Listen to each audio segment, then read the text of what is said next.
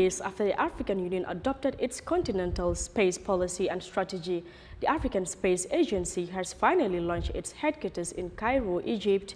The inauguration held on Sunday marks a major step forward in Africa's ambitions to harness space science and technology to drive socio-economic progress and meet the continent's sustainable development goals.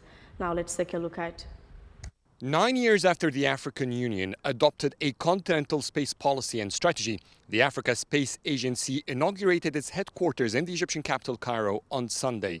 With this step, the AFSA can finally pursue its mission to harness space science and technology for Africa's socio-economic development and sustainable development goals. African ministers as well as directors of continental and international space agencies came to the Egyptian space city to celebrate this landmark step for Africa. All of them pledged to support Africa's space ambitions. The European Space Agency marked this historic day by signing several cooperation agreements with the world's newest continental space agency.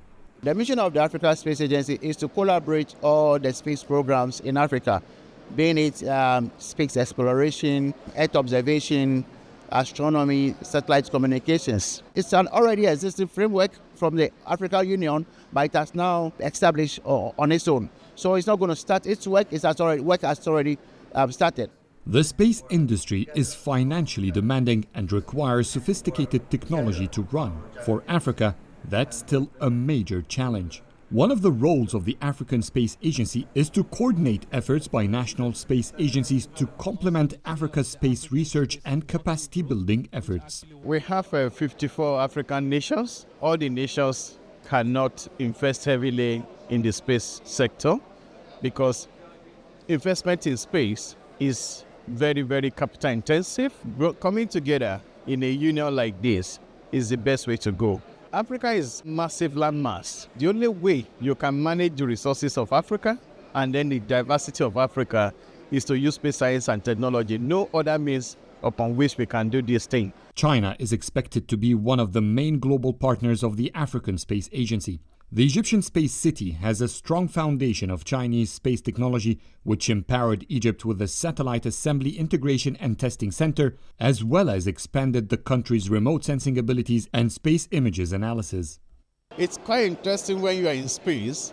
Most of the geopolitical zones or political is totally different. When you look at the International Space Station, you have all the nations coming together, especially the Americans, the Russians, the Chinese. The role of the China supporting the Egyptian Space Agency also, and supporting the African Space Agency is a role that is well welcome and is an example for others to follow.